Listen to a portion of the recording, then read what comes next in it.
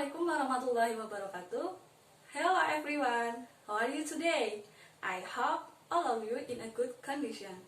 I'm Rina Urpaningtyas and today we are going to talk about descriptive text.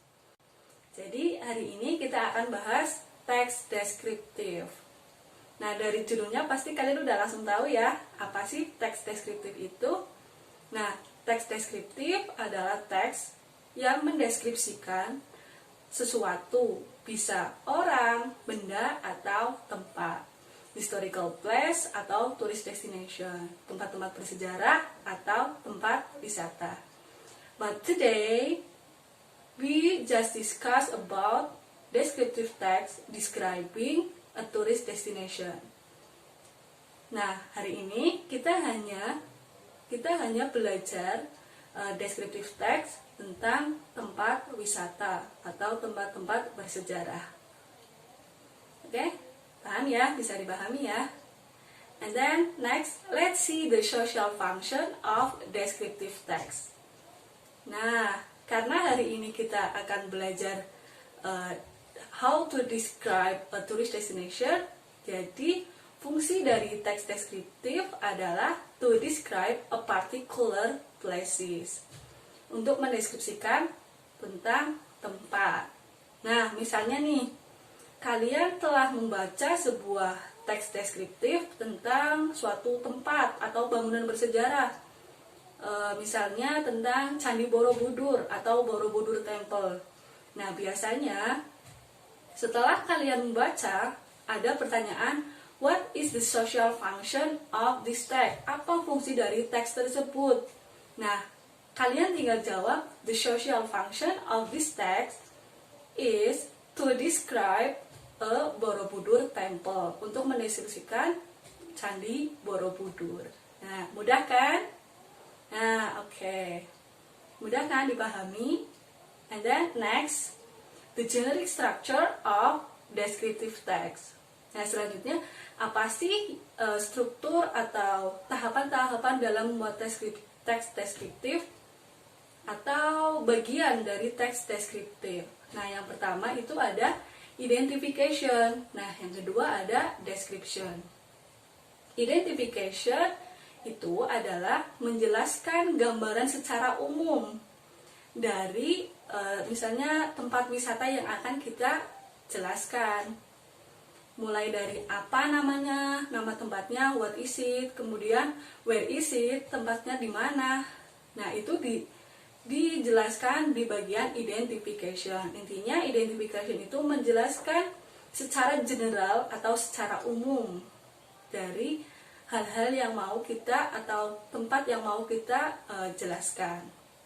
Kemudian yang kedua itu ada description. Nah, description, di bagian description ini berisi hal-hal yang lebih detail atau lebih spesifik dari teks tersebut. Misalnya kalian mau menjelaskan tentang Borobudur Temple atau Candi Borobudur.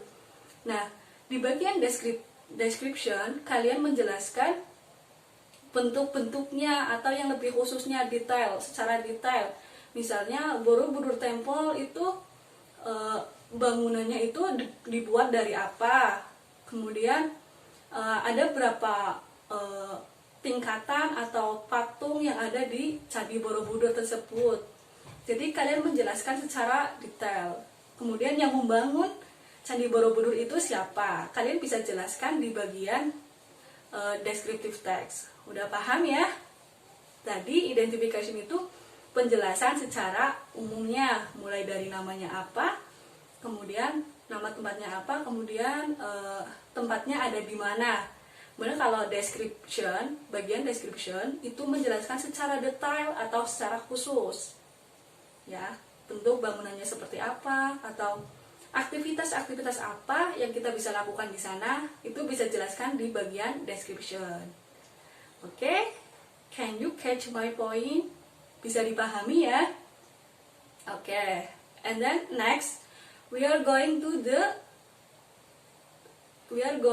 the language feature. Selanjutnya ada language feature-nya atau gaya bahasa yang digunakan di dalam teks deskriptif. Apa sih gaya bahasanya? Nah, dalam teks deskriptif itu biasanya menggunakan simple present tense atau bentuk dasar. Nah, tapi ada tapinya nih.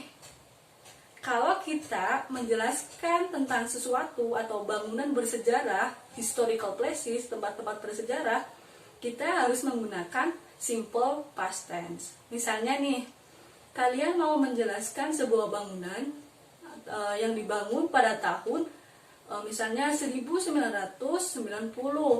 Nah, karena ini sebuah past event atau kejadian lampau, jadi harus dijelaskan menggunakan simple past tense.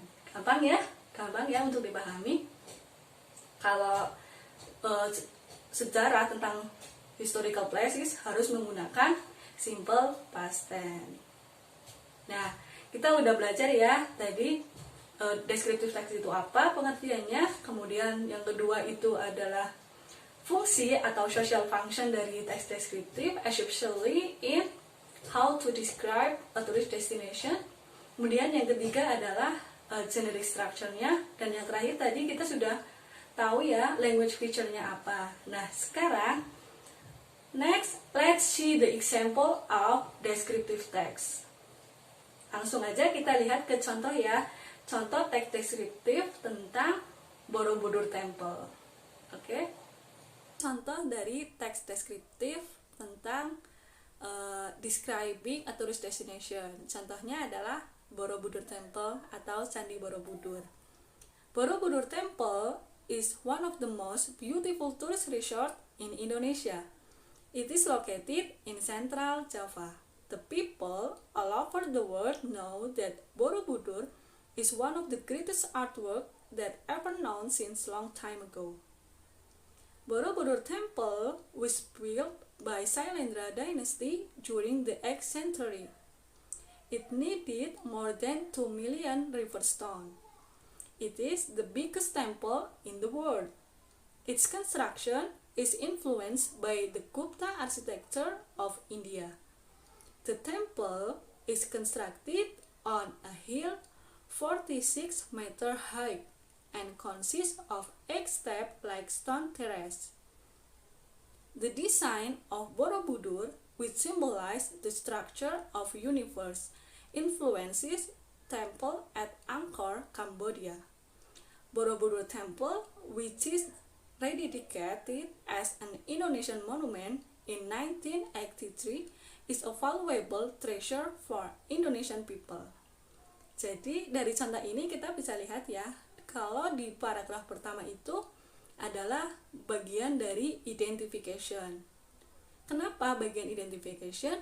Karena menjelaskan secara umum atau secara general dari Candi Borobudur.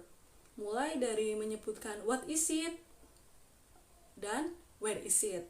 Tempatnya namanya apa dan tempatnya di mana. Itu yang disebut dengan identification atau bagian general. Kemudian selanjutnya adalah description yang berisi penjelasan secara detail atau secara khusus.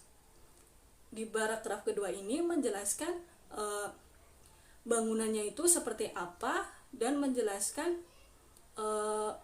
bangunannya itu terbuat dari apa, atau menjelaskan secara rinci dari Candi Borobudur itu tersebut. Nah, jadi bisa dipahami ya, bisa membedakan mana bagian identification dan mana bagian description. Okay everyone, that's all for the lesson today. Thanks for watching and see you in the next video. Bye bye.